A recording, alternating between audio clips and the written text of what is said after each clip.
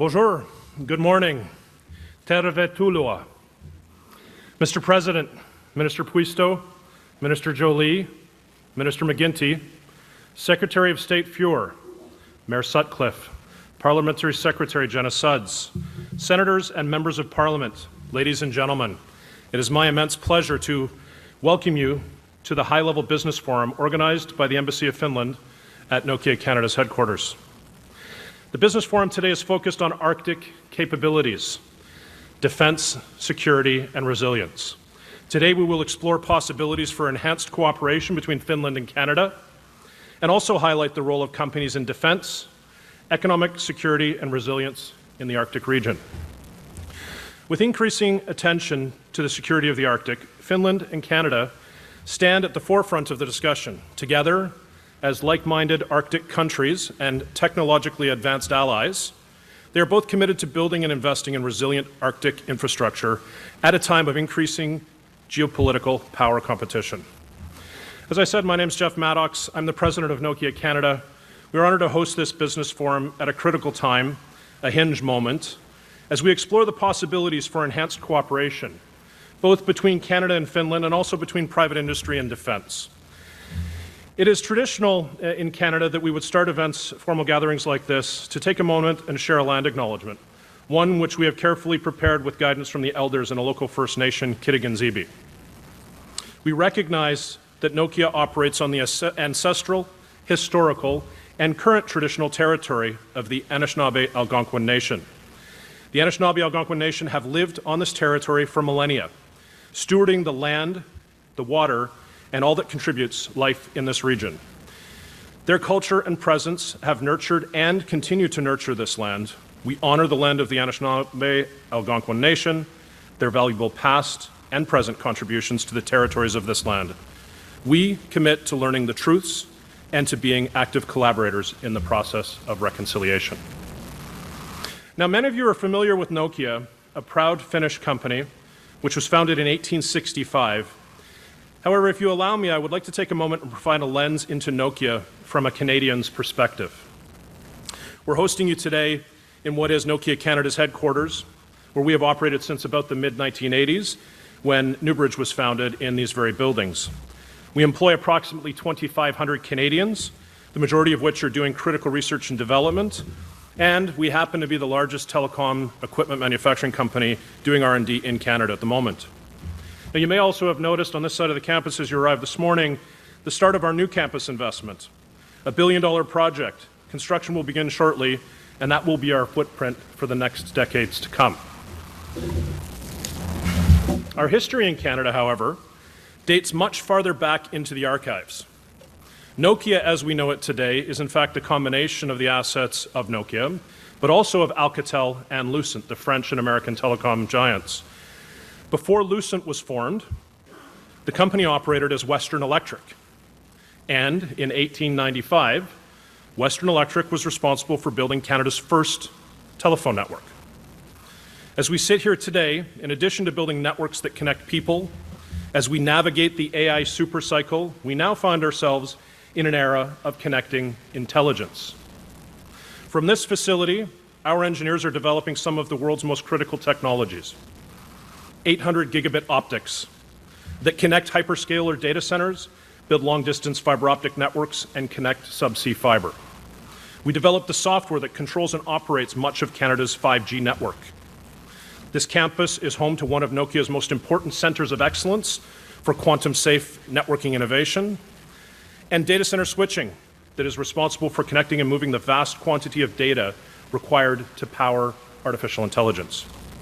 Now, with that in mind, I'm pleased to announce that yesterday Nokia has signed a memorandum of understanding with Export Development Canada to collaborate on AI gigafactories. Nokia builds communication infrastructure to enable the world's AI connectivity.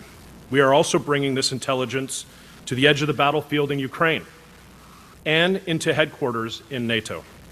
The old divide between civilian and military communications is no longer quite so distinct. Instead, we focus now on identifying dual-use capabilities. Networks can detect and activate response for first responders. They can also use the radio network to sense drones and subsea fiber assets to detect submarine movement. And I am delighted to be joined here today by my colleague Ari Kunislahti, who heads Nokia's defense organization. Now, let's get started with today's business forum. And as we commence to do so, I would really like to honor and welcome to stage His Excellency Sakari Puisto, Minister of Economic Affairs of Finland, to give his welcoming words. Minister Puisto.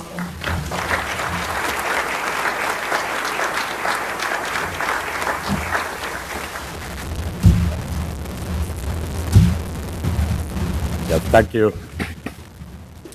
President, ministers, ladies and gentlemen, it's great to be here in a very timely forum. And I'm very happy to be on the state visit to Canada, a nation with whom Finland shares a northern identity and commitment to the stability of the Arctic region. The presence and number of distinguished guests and companies underline how seriously we all take the question at the heart of this forum.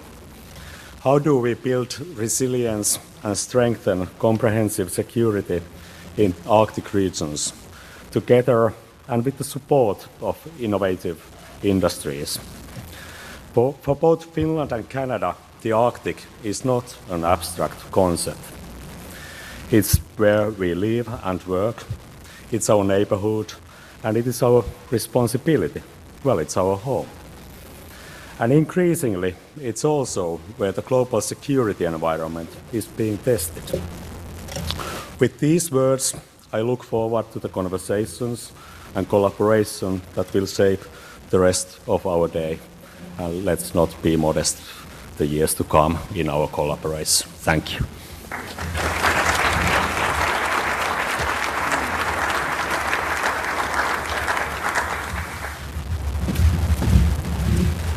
Thank you, Minister Puisto. Now it is my great pleasure to welcome on stage I would like to invite on stage now the Honourable David McGuinty, Minister of National Defence for Canada, to give his keynote remarks. Sorry, I read a paragraph ahead. My apologies. Please join me over here.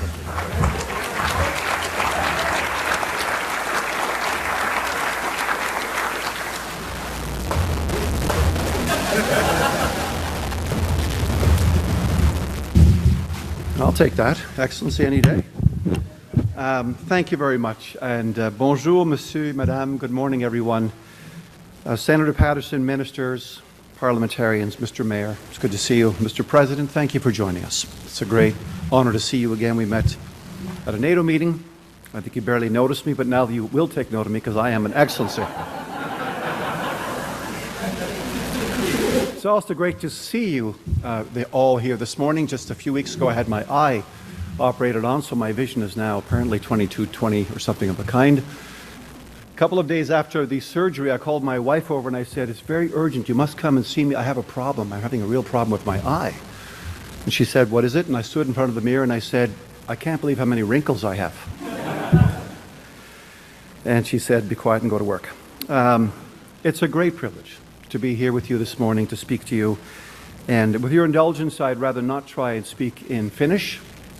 I do know a few words. I'm working on my Finnish, but I do, like most Canadians, know a few words. Words like Saku Koivu, Jari Kurri, and Mika Kuprasov.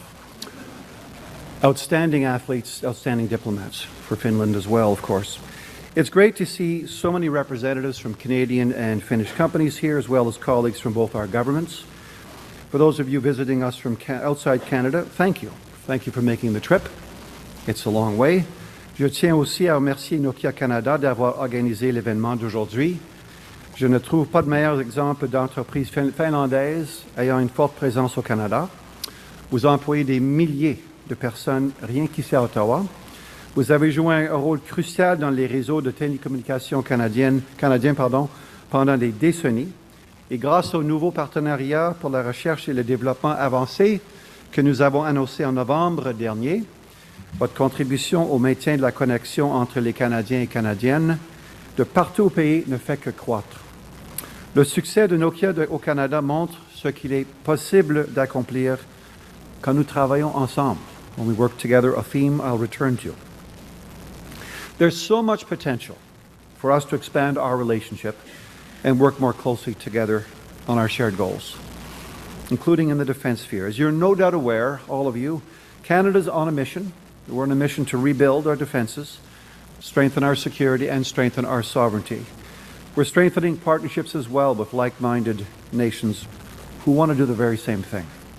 We have a lot we can learn from each other as we navigate this difficult geopolitical moment. Of course, we're not starting from scratch. Our economic ties are already strong. Canada imports about $1.8 billion in goods from Finland each year and exports roughly $620 million in return, with another $800 million in services. These are not small numbers. But our relationship goes beyond trade.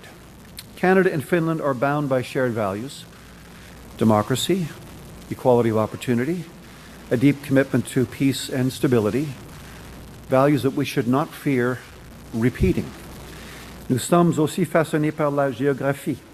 En tant que pays du Nord, nous comprenons l'importance de l'Arctique, non seulement comme région, mais aussi comme volet de notre identité nationale, de nos communautés autochtones et nordiques et de notre sécurité nationale et climatique.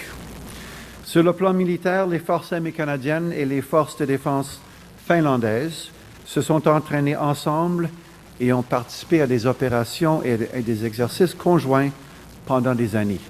Des exercices comme Arctic Forge et Cold Response, qui ont mis des compétences de nos deux forces armées à l'épreuve dans des conditions arctiques difficiles ces dernières années, comme l'opération Nanook, l'opération phare du Canada dans le Nord, qui vise à exercer la défense du Canada et à protéger nos régions du Nord, et à laquelle la Finlande a participé l'an dernier.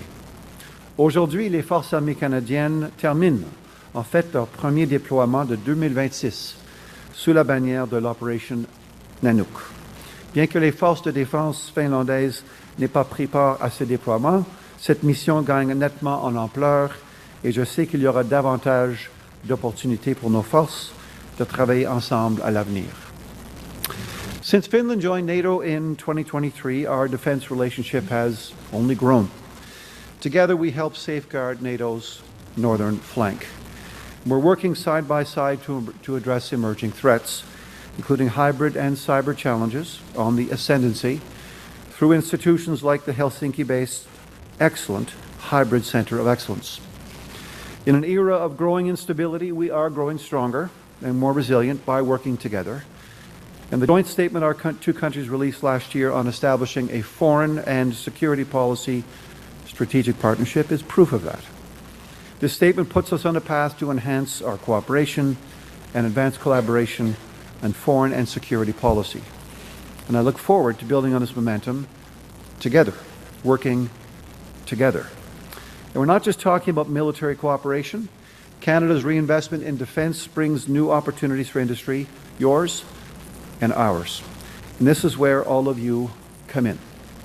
Over the last year, Canada has significantly boosted its defence spending, reaching 2% of our GDP for the first time since the fall of the Berlin Wall. And this is just the beginning. As we look to the next NATO benchmark of 3.5% of GDP, we're making sure we get there in a way that strengthens both our security and our economy. To meet this ambitious target, we need to position our industry to provide technological and operational advantage to our armed forces, supporting Canadian businesses as they build for our military, and empowering them to export their made-in-Canada solutions around the world. In an increasingly uncertain world, Canada and Finland are stepping forward as partners. It's natural. We fit in building secure, sovereign defense capabilities.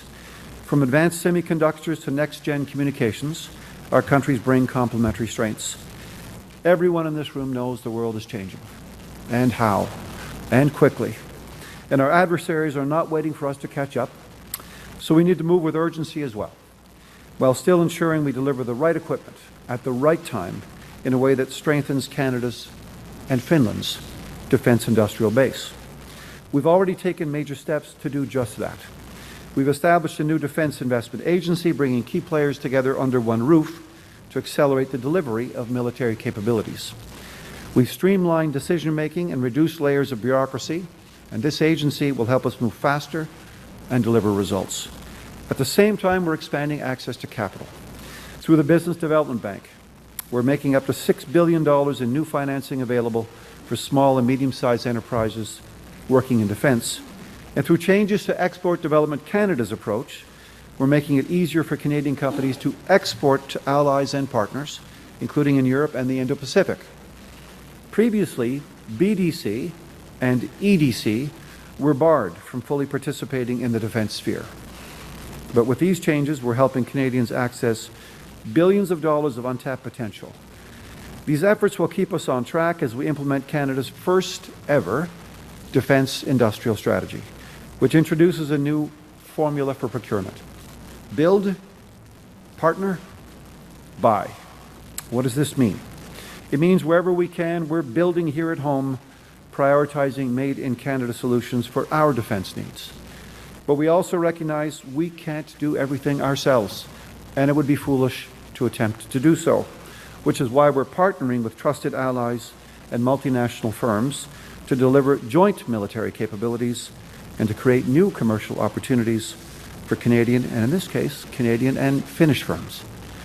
Recently, and it's a real honour, we were brought into the Security Action for Europe initiative, or SAFE, as a partner nation. We're proud to be the only non-EU country that's part of this initiative, which gives Canada access to 150 billion euros worth of lending and borrowing from EU states. This means we'll be better able to acquire new capabilities from allies like Finland and export Canadian innovations as well. And of course, third leg of the stool, we know there are times where the best solution will be to buy off-the-shelf capabilities from beyond our borders. But not just from anyone, from like-minded allies who share our values, who mean what they say, and who say what they mean. So through this new framework, we'll be looking to our allies and partners when it makes the most sense to, with strong conditions for reinvestment into the Canadian economy and mechanisms to ensure Canada retains sovereign control over newly acquired assets. Il s'agit donc d'un changement majeur dans l'approche du Canada pour le financement de la défense. Par le passé, il y avait une réticence au Canada à considérer la sécurité économique et la sécurité nationale comme les deux revers d'une même médaille. Jusqu'à maintenant, nous n'avons pas été en mesure d'exploiter tout le potentiel de l'industrie de défense du Canada. Nous y remédions, and we're already seeing results.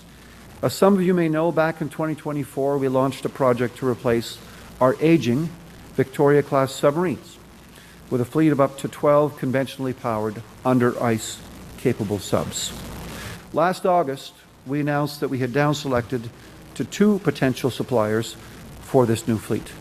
In the past, it would have taken us several years, probably 3, to get to this phase of the project. But through an accelerated process, we were able to make these selections in just under 4 months. This is a big deal. It means that we'll be able to provide CAF members with this critical capability that much sooner. It's a great early sign that our efforts to transform how we work with industry are bearing fruit. These changes are bringing us closer to Finland's total defence concept.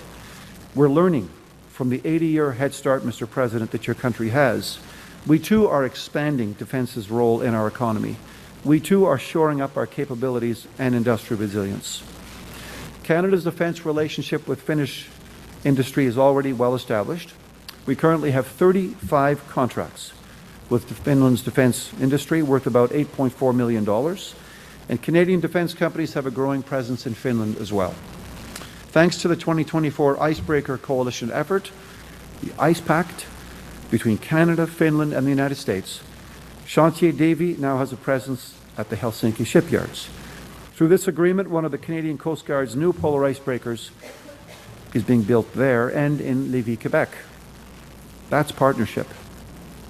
The result is that shipbuilders from both our countries get to share their expertise and grow their skills side by side. These are more than transactions, ladies and gentlemen. They're partnerships. And we need partnerships like these as we continue to rebuild, rearm, and reinvest in our armed forces. Let me conclude with this. I come from a family of 10 children. And my mother, who was a saint, you can imagine, pretty chaotic, pretty hectic, would sit us down from time to time and she would remind us, you have a choice to make. She would say, if you pull apart, you will feel as if you were 5. But if you pull together, you'll feel like you're 20. Now's the time for countries like ours to pull together. At a time of global uncertainty, and we know the waters are choppy, we need to strengthen our partnerships. We need to build resilience. We've got to seize on the opportunities, and we've got to work together for our shared security and our prosperity. Thank you so much for being here today and for listening so attentively. Kiitos. Thank you.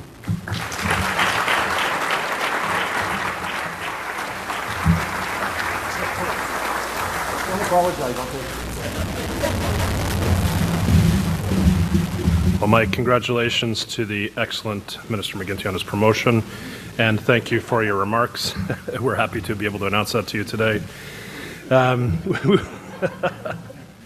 figured it was only a matter of time before I'd managed to make a couple of mistakes up here. So, well, now we move to another part of the agenda here. We will host a panel or a fireside chat titled "The Role of Companies in Building Defense, Economic Security, and Resilience."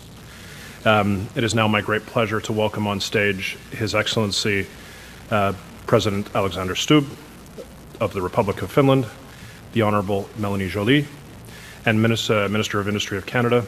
The fireside chat this morning will be moderated by Vassy Kapelos, Chief Political Correspondent of CTP News. Please join me on stage here.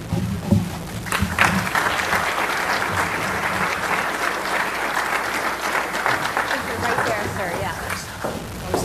Thank you. Yes. See you again. Hi, Vassy. Good to see you. Hi, everybody. Can you hear me okay?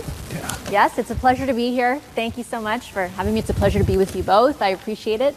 We're going to talk about economic resilience today, what it means, how it's being threatened, and in both the Finnish and Canadian context, kind of how we might define it moving forward. And then, President, I'll start with you on the very basic question of how, at this moment in time, you are defining economic resilience. I think it starts from an understanding that we live in an age of unpeace, which means that the things that were supposed to bring us together, like technology, energy, currency, trade, interdependence, they're now used as instruments to tear us apart. And this trend began probably sometime around COVID with value chains, and then was put on steroids with Russia's attack on Ukraine in February 2022. So I think the mindset that we all have to have is that, the world of 1989, 1991, which was all about market, has shifted more towards state. And I think what we need to understand as the public sector and the private sector is that we actually need to somehow integrate these two. So for us in Finland, economic resilience begins with security of supply. It begins with having fairly safe and protected value chains. It begins by de-risking and sometimes hedging. And sometimes that has to happen from both the East and the West. I won't say more. Minister, do you agree that we're defined right now by unpeace? And what do you think that means in the Canadian context for our own economic resilience? Well, yes, I would agree with that definition. I think, when we think about economic resilience, we have to first and foremost identify what's the problem. And the problem actually was first and foremost the trade war that was launched against many of us, including obviously Canada, and we're dealing still with the impacts of tariffs with hundreds of thousands of jobs at risk. Now, we still believe we have one of the best deals on earth, but we have the steel industry, the auto sector, the aluminum sector, the forestry sectors that are all impacted by tariffs. And these are real people with families and livelihoods at stake.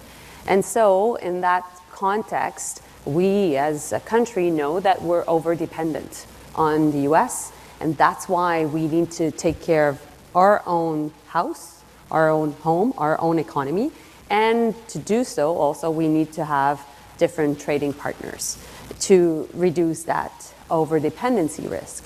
So, we've presented a framework of protecting workers. So we're doing so many different things to protect the different tariff sectors. We also presented an approach to create jobs, also create much more value. David was referring to a defense industrial strategy. I'll have the chance to talk to you about it. And we are really doubling down on major projects and natural resources, etc. And then afterwards, we need to attract talent even more, notwithstanding what's going on in the world, and also being able to attract investment. So, I agree with what the president said, and I can say Alex. Alex has said, because indeed that started way before just the trade war. We saw it under the Trump administration's first mandate. It was COVID, and we still remember what happened during that time. And being preoccupied whether we would have respirators here in the country. And then also, of course, Europe went through it even more during the invasion, the illegal invasion of Ukraine. And at the same time, we were already friends, Finland and Canada, but we were the first to really, push for Finland to, and eventually ratify Finland's accession to NATO. So, we were always, good friends, but now we're actually dating. Well, I see the headline coming there. Yeah. I'm going to make sure we write it. I'm sure, but It was intended. It was intended. It was, and I have to say that fortunately Finns have a short memory, because friends after Conor McDavid's goal a few seconds. That is fortunate. I wanted to pick up, President, on something that you said in your first answer about sort of this movement from all, a market focus to more of a state market. If I interpreted what you said right, there's a different balance, essentially, that you might view as necessary now. What are the implications of that at the political level? How does the political level drive that balance as you see it? Well, for us, of course, the starting point is that we would have probably not joined NATO was it not for Russia's war of aggression on Ukraine. So that sort of set the stage for both Finland and Sweden. And then after that becomes an understanding that there's a mix of hard power and soft power. But that mix is sort of becoming hybrid between the two. So hard power is not anymore only military stuff. Soft power is not anymore only trade in regular goods and services.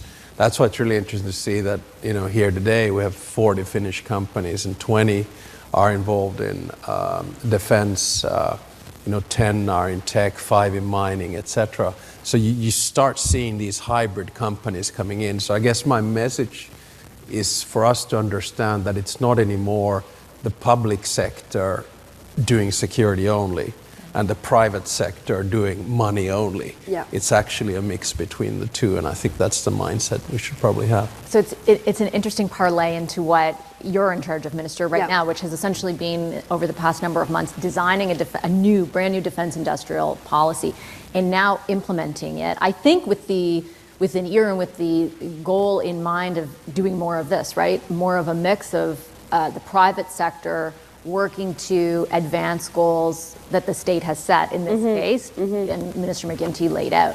How key is that strategy to our economic resilience in your view, Minister?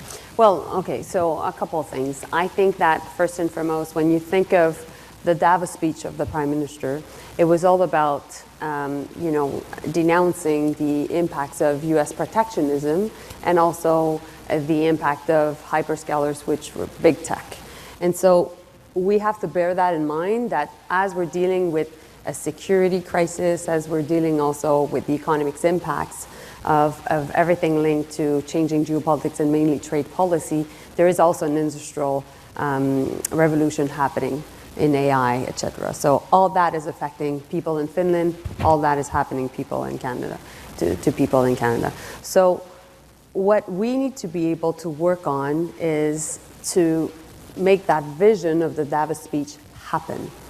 It's one thing for governments to talk. People here, part of the business delegation, need to be able to do business amongst each other. And so what is important also is that we work with countries like Finland and Europe also to have similar industrial policies, because the challenge we have is, as US protectionism can have an impact, or economic coercion from other countries can have an impact, fundamentally we may be in a reaction mode of saying, okay, well, we'll put counter tariffs, and everybody will put counter tariffs, and then we're in that spiral that will have an impact, and have an impact on supply chains like Alex was mentioning. So the issue we need to work on is also aligning our industrial policies to make sure that, yes, we're part of the safe agreement on defense, but yes, we're part of the steel exception of the European Union. That is so important because we need to be able to continue to export aluminum, or we're not exporting a lot of steel, but we need to really align our industrial policies to create that real trading bloc, which is behind the idea of the Davos speech of middle powers together. That's really important. And so that is why we need to also work on the business delegation front, align our industrial policies. The EU was created based on the Schuman Declaration. And the Schuman Declaration was basically Germany and France agreeing that in order to stop wars, there needed to have a partnership on coal and also on steel. Now, we're not in that world now, but we need to be closer to our friends to be able to align these types of industrial policies. And that's why we can do so, like Alex was saying, and I really like his quote, it's not only business, it's really state to state. Because then we're able to say, here's the level playing field for our businesses in our different countries, and then you can play by the rules. And by the way, we'll respect the rules we're putting in place. So Finland has a very interesting model of how companies participate in particular in the defense space, but in sort of what you have determined is, let's say, an objective, or if Finland faces a crisis, like the role of the private sector is unique in the world. How is that incentivized? How is that maintained? How important is it from your perspective, President? Yeah, we call it comprehensive security, and the Swedes might call it total defense. But we have a system which starts from the premise that wars are fought in battlefields, but they're actually won at home.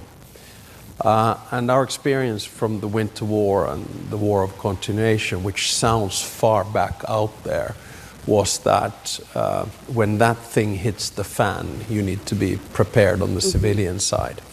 And, of course, as President and Commander-in-Chief, I'm, in the fortunate position that I'm probably the only person in the nation that has a total overview of all of the different players in our society, starting from the border guards, to the police, to the military, to our cyber defense, and to our civilian protection and security of supply. And the basic philosophy is such that on the security of supply, we have an agency which is tasked with somewhere between 18 to 20 different things that can take place between a weather storm and kinetic warfare. And we need to be prepared for all of those. And what the Agency of Security of Supply has done, which is public sector, run by our Minister of Economy, is that they forge private and public partnerships. And I'll just give you two examples. One is in the energy sector. So we have the public sector, which then has deals with our main energy companies like Neste Oil, for instance. We have X amount of places where we store our energy and especially our petrol and diesel. We are one of the few countries in the world that are self-sufficient for 6 months. Usually it's for about 90 days in case of a crisis, and it's because there's an agreement between the private and the public sector. The same thing goes for food security. We're 80% self-sufficient in food, so grain and other things. And there's a deal between the farmers, who are essentially companies, and then the public sector on how much they store, when, where, and how. And this then runs throughout society. And then if we sort of add on an interesting element, which I don't know Mélanie, if you guys are thinking about doing this, we have this national defense course, which is an indoctrination of our private and public sector into things related to defense. It's an honor to get invited. We have about 4 courses a year. They take, 40, 50 people into the course, and they have to leave work for 3 weeks. And then they get a special task, an understanding of how the system works. So what I'm trying to say is that I think we have our whole society incorporated into a system. Final point, we also have conscription, so obligatory military defense. That's why we have 1 million men and women who've done it in Arctic conditions. So Finland obviously lives with a very different threat than the one we are sort of becoming accustomed to now, Minister. I'm wondering what you take, though, from the example of what the President just described. Well, many things. I think there are a lot of things we can learn from Finland's example, and we'll have a good conversation with the Minister of Defense on that. You were talking about the courses that are offered. These are all, obviously the very strong civilian component of the defense. Also, all things that we should be studying, we should be looking at. I think for us, we've been blessed by geography for a long, long time. Although we're Arctic countries, we were very benefiting from the peace dividend for a long, long time. But at the same time, we took, I think, the world order as it is organized right now for granted. And because I think we were part engineers and architects of that, world order. But at the same time, I think we saw, particularly with the arrival of this new American administration, first, what were really the changes and what was at play. Now, we have been concentrating massively on the economy per se, and the defense industrial strategy is extremely important because it is not only the first defense industrial strategy we're having, but Vassy, I would say it's the biggest industrial strategy we've ever had in our country since the Second World War, because it has a budget of $500 billion by Canadian dollars by 2035, which is humongous. Now, it's a part infrastructure, but and of course it supports the strong men and women that are part of our Canadian forces, but it is to create 125,000 jobs. And we are very much aware that this strategy is also used as an economic stimulus to help sectors that are being tariffed or that are affected. And so it has a dual purpose. So we have lost over the years, because I think of the lack of investment in defense, some of the innovation opportunities we had that we developed over time, particularly maybe in aerospace, maybe in telecommunication, etc. And I think this entire idea of creating jobs here, but owning IP, investing in innovation, finding ways for ultimately to be able to provide our Canadian forces with some latest technology will help us leapfrog a lot of things that normally, if it wasn't in that on-peace scenario, we would not have done. And so I think it's a really good opportunity. But we can't only look at us, because our sector our manufacturing sector cannot only be looking at procurement in Canada. We need to be in export mode, because we need to be able to create value, and the real value also comes from the fact of having access to other markets. So that's why Finland is important, and we'll talk about the shipbuilding strategy.